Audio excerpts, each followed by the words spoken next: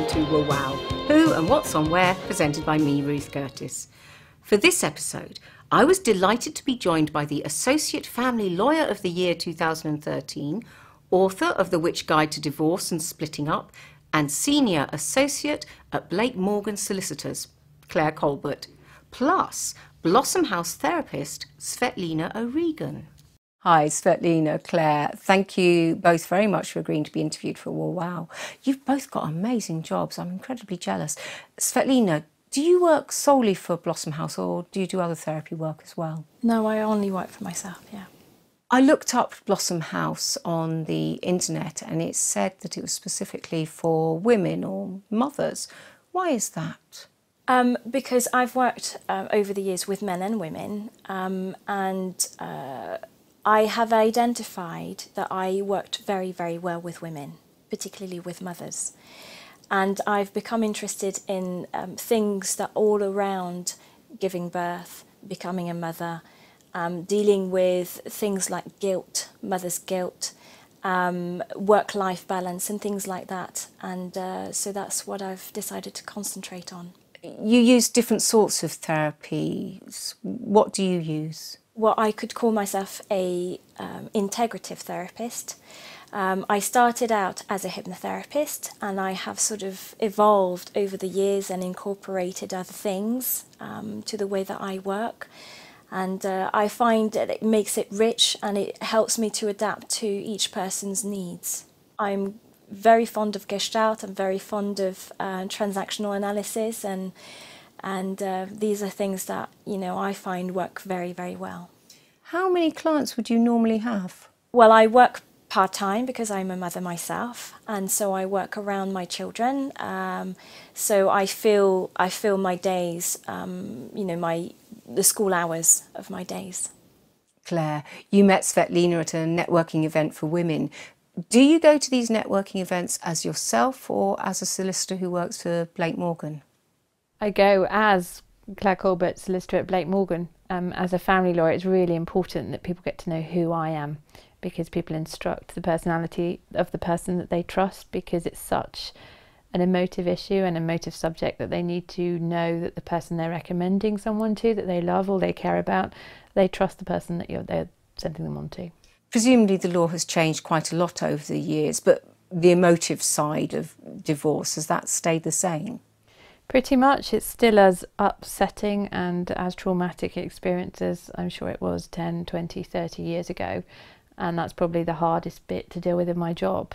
The legal issues that I can deal with inside out and I know without really trying anymore.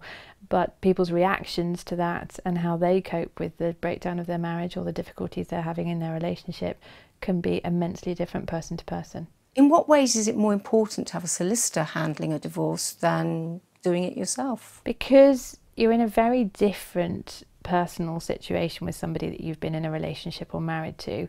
It can be very easy to slip into the habit or the emotive language that you've done in the past during the marriage.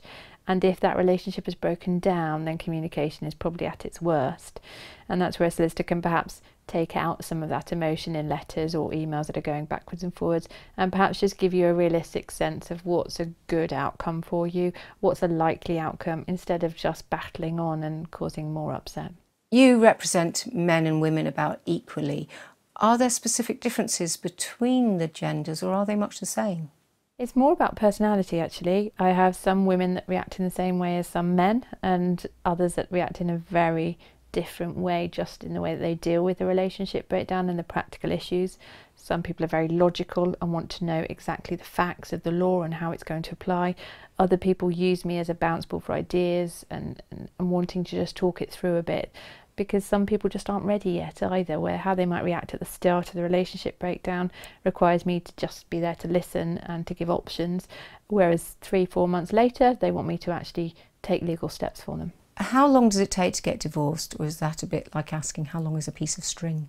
The divorce bit's the easy bit. That's quite a paperwork exercise and you're probably talking 3 to 6 months. The difficult bit is the arrangements for the children or the financial consequences of the breakdown of a marriage or a relationship. That can take a lot longer. There are a lot of myths about marriage, including common law marriage. Yeah, there's one really frustrating one that any family lawyer you talk to will say drives them mad. Most surveys and questionnaires you see now have a box that say, are you married, are you single, or are you common law? And common law is normally defined as living together for a period of 5, 6, 7 years. And people seem to think that gives them a legal status and a legal right, which unfortunately it doesn't. So you're either married or you're not. It doesn't matter how long you've lived together as to gaining any rights to the other person's assets or claims on the breakdown of that relationship. And that can be very difficult if somebody's coming in presuming that they've got a specific status and a legal status that's going to help them and their children move on with a new life after the separation. And it's not, unfortunately. Is that the same as the myths around prenup agreements not being worth the paper they're written on? The reason for the confusion is they probably weren't worth the paper they were written on 10 years ago. As time is going on, judges are using them more and more as evidence of people's intent, and one of the factors they'll look at when they're deciding how assets should be divided. The Law Commission's prepared a report this year that said prenuptial agreements should be binding in the future, and so the law might change in the very near future as long as certain criteria have been met, which includes full financial disclosure, plenty of time between the wedding and entering into the agreement so there's no duress, both parties having solicitors to make sure they understand what they're signing up to, and it being fair. And if those particular criteria have all been complied with, then the judges are likely to follow that. We haven't got it yet, but watch this space. Finally, to ask your own questions, Svetlina, why is it worth putting myself through therapy? The cost, the time, potentially opening cans of worms. Is it not best just to get on with life and move forward? Well, if you're happy, it's worth it. Absolutely. I think a lot of people are scared of therapy. There is still a very heavy stigma attached to therapy.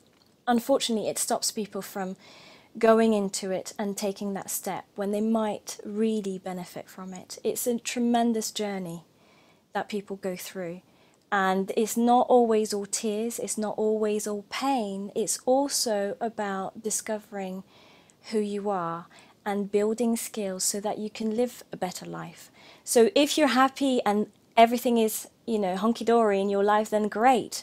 By all means, go and live it. But if you're not living, if you're not happy in your life, if you feel that you're not in a space where you can be entirely yourself, then it's worth it all the way. Claire, you wanted me to ask what legal difference there is to a couple if they get married. It's huge. If you're not married, your rights are purely based upon the legal ownership of your assets, who put what in, how you've registered it, exactly what you've defined, what you've discussed and what you've agreed.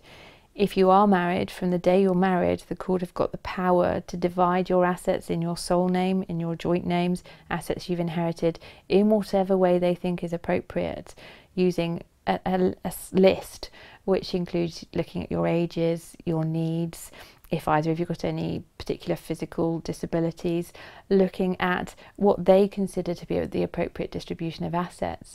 Now that's very different from looking at the black and white picture of who put what in to decide how we divide things. Claire, Svetlina, thank you both very much again for coming and being interviewed for WAWOW. What an amazing pair of women. I am so grateful to them for coming onto WAWOW. Thank you for watching WAWOW. You can contact the programme via Facebook, Twitter or our website wawow.co.uk.